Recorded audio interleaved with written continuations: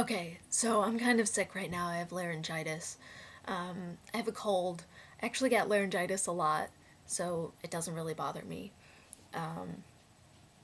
But yeah, so because I have laryngitis, it reminded me of something that happened to me at the barn where I am right now earlier this year. And I used to ride at this barn when I was in high school, and then I took a year off from college and I took my horse back there. And, during the summers, I was always riding there. It's a wonderful place. I love it. But yeah, so I had just graduated college and I decided to bring my horse, my pony, actually, to this barn again.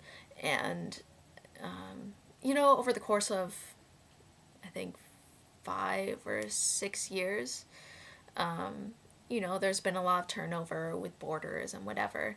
And so I was out there one day and I had laryngitis. Huh.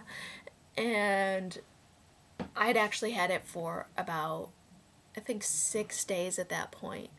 This is probably the longest I've ever had laryngitis for. And when I get laryngitis, it's either kind of like raspy like this, or really, really high and crackly like that, or it can be really, really low, and I get this scary death voice like this. And it's terrifying, as I'm sure you could tell. But at that point, my voice was totally gone. Like, I had nothing. I couldn't make sound. It was just the tiniest little squeaks. Tiniest little squeaks, if anything. So I was basically not talking at all. At any rate, this woman came up to me and she introduced herself.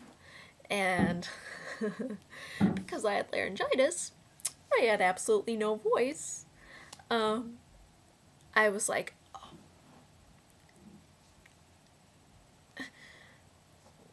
And then I know some sign language. I've took some sign language classes, and I almost started signing to her. I was like, no, she'll probably think I'm deaf if I do that.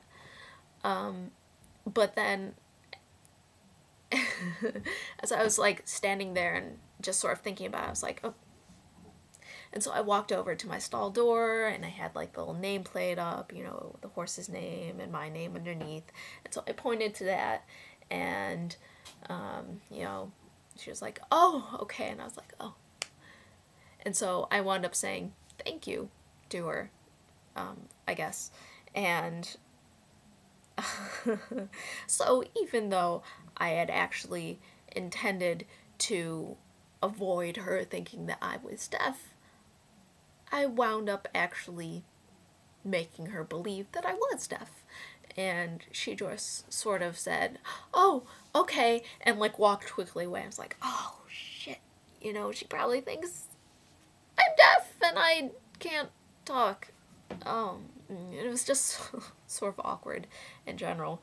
But the funny thing was that she then went up to this woman who has a horse at the barn who's really, really lovely.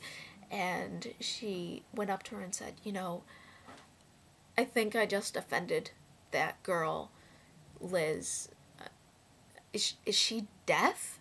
And the woman just sort of looked at her and said, no, I don't think she is. Oh, maybe she's deaf and I've just never known it all this time. So basically, to make a long story short, I had people thinking that I was deaf at the barn for a few days. It wasn't intentional. It was just sort of a misunderstanding. But yeah, it was just sort of funny, and I thought I would share. So yeah, that's basically it.